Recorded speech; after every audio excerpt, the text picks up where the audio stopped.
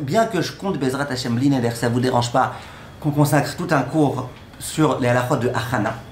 Qu'est-ce qu'on a le droit de préparer de Shabbat pour la semaine? Est-ce qu'on a le droit de remettre au réfrigérateur un plat? Par contre, c'est très bien que la prochaine fois qu'on le prendra, c'est pour la semaine. C'est tout un cours, ça, très important, intéressant. Et puisque là, on y est, venons réfléchir une seconde à la préparation d'un examen. Quelqu'un a un examen à passer, un examen de Torah, de Kodesh, hein? De Torah, on va commencer par ça, à passer le dimanche. La fille, elle aimerait bien, ou le garçon, il aimerait bien étudier son examen le jour de Shabbat. Est-ce que c'est permis ou interdit? Oui. C'est permis, c'est de la Torah. Ah, mais pourquoi ça ne s'appelle pas de la Hachana? Tu prépares ça pour la semaine. C'est la Torah et alors? Voilà. La Torah, tu as le droit d'étudier. Depuis le moment où tu étudies, tu accomplis une mitzvah. Depuis le moment où tu étudies, tu deviens chacham.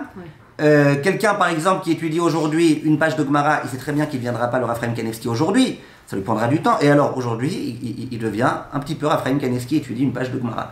Et Mahabaya, quand tu étudies en prévoyant aussi. En Baya, même si j'étudie aujourd'hui pour savoir demain, ben c'est une mitzvah de savoir aujourd'hui, c'est une mitzvah de savoir demain, c'est de la Torah. La Torah, c'est permis. Donc ça, c'est premièrement. Torah, c'est permis. Ah, mais c'est pour un examen qu'il y aura demain, et demain, c'est la semaine. Peu importe. Ah, mais c'est un examen qui sera à l'écrit, quel rapport? Moi, je suis en train d'étudier maintenant ma Torah, je suis en train de lire, je suis en train d'écrire, il n'y a pas de problème. La seule chose, essayez de ne pas dire à voix haute, je prépare ça pour demain, parce que malgré tout, c'est un peu du zilzoul de Shabbat de dire je prépare aujourd'hui pour la semaine. Que se passe-t-il si c'est un examen de Chol? Donc, par exemple, venez, on commence par un examen de mathématiques. La science. Donc, la science, d'après les Ashkenazim, on a le droit. D'après les Sfaradim, en cas de grande nécessité, comme l'histoire de la médecine du Rav Ovadia, on a le droit. N'est-ce pas? Est-ce qu'on a le droit? Voilà. Donc, disons que la lecture en elle-même, on va l'autoriser, soit parce que c'est une grande nécessité, soit parce que c'est de la science et que je suis Ashkenaz, et que pour les Ashkenazim, la science, c'est autorisé, les mathématiques, c'est de la science. D'accord?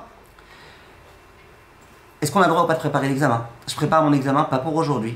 Je prépare mon examen pour demain.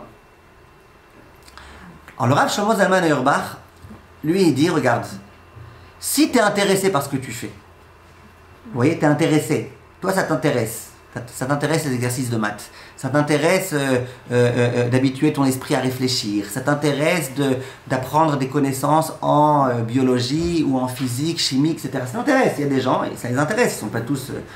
donc il y a des gens, ça les intéresse. Alors, le Rav Auerbach lui, c'est permis. Depuis maintenant, tu es intéressé à avoir ces connaissances. Depuis maintenant, tu t'instruis. Depuis maintenant, c'est permis. Si tu le fais que pour l'examen, là vraiment, tu le fais que pour l'examen, Rav Shlomo Zalman Auerbach, il dit, je sais pas. Son fils, Rav Shmuel Auerbach, lui, il dit, il est rapporté par le Ochot Shabbat, par le Rav Rubin, lui, il dit, moi, j'autorise. Pourquoi? Il dit, parce que dans tous les cas, maintenant, tu t'instruis un petit peu. Ok, c'est pas pour, tu le fais pour l'examen, mais maintenant, tu deviens un peu plus racham, tu as un peu plus de connaissances. Donc, évidemment qu'en Torah, c'est le top et tout ça, mais... Donc, ça, c'est quelque chose à faire. Donc, le premier problème, c'est un problème d'études. Et ça, il faut réfléchir, est-ce que ça rentre dans le cadre des études autorisées ou pas? Pour un Sfaradi, par exemple, un Sfaradi qui n'a pas de grande urgence, il n'a rien à faire avec un livre de maths le jour de Shabbat. Surtout qu'un jour, un livre de maths, il est venu me voir, et il m'a dit qu'il a beaucoup de problèmes.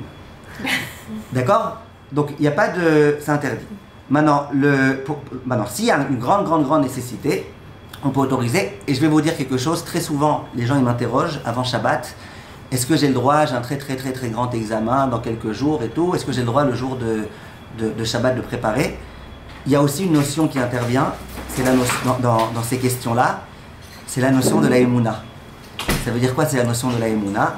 Eh bien, si tu comprends que Shabbat hi mekor abracha, que c'est le Shabbat qui t'amènera à la réussite, et que tu peux avoir une siyata d'Ishmaya et en une heure réussir à comprendre et à retenir des choses que parfois ça pourrait te prendre des heures et des heures. Donc c'est vrai que le pauvre il va rater son année, mais n'oublie pas qu'il y a quand même le bon Dieu qui t'aide, qui va t'aider, et que tu peux aussi passer des heures à étudier Shabbat et tout oublier, que bref. Alors c'est vrai que le Sfatemet il dit que ce qu'on étudie le jour de Shabbat, on l'oublie pas, mais je crois qu'il parlait plutôt des livrets Torah et pas de la mathématique. Attends, Oui. Moi j'ai une question. Si par exemple un enfant il est en train d'apprendre quelque chose et il me dit pose-moi des questions maintenant. Ok. C'est quoi? Alors. Et vous avez besoin de lire pour ça? Eh ben, c'est plus de la lecture là. Il faut qu'il parle et qu'il dise ce qu'il est en train de faire et comment ça se passe pour répondre à la question. C'est plus juste lire avec les yeux là. On n'a pas rapport à la science. C'est livré Torah ou pas? Non, non, pas du tout. Ok. Je sais pas moi, science nat ou j'en sais rien. Alors à nouveau, si vous êtes ashkénaze, c'est permis même à voix haute, la science. Ah bon. Il vaut mieux être marbier pour Yerei Shamayim, le Mishnah Berurah dit, mais c'est permis. Si c'est pas de la science et que lui il est déprimé et c'est pour ça qu'on lui a autorisé à dire quelque chose, c'est pas parce que lui il est déprimé que sa maman elle est déprimée. Parfois ça va un peu ensemble, mais c'est pas obligé. Non, mais c'est pour un examen. Pour un examen, alors je vous ai dit, si c'est une grande urgence, Ouais. alors le Rav Ovadia il autorise, et quand il autorise, ça veut dire, on va dans le mode Ashkenaz, ça veut dire même parler vous pouvez. C'est ça. Merci. Vous comprenez quoi dans la Vas-y. science? Dans la science, vous comprenez quoi par les maths? Donc la médecine, peut-être la physique, La physique, la chimie, la Le géométrie. droit, Le droit, je sais pas si c'est de la science. Le droit, je pense pas.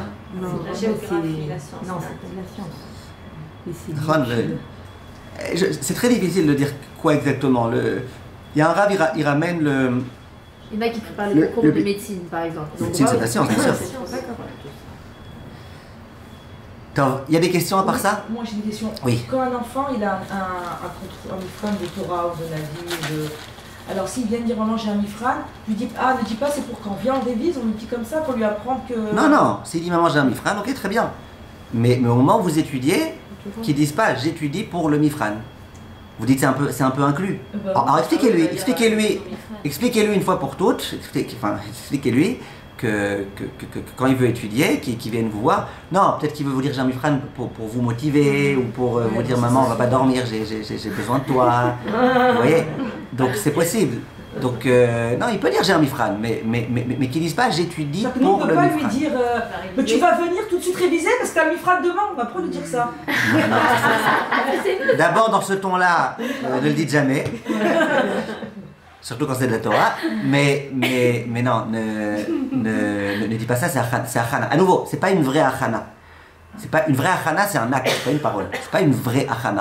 Le Sefer Hasidim, il demande de ne pas le dire. Le Chafetz Chaim, il ramène ça. Donc on essaye de ne pas le faire. Mais c'est l'air.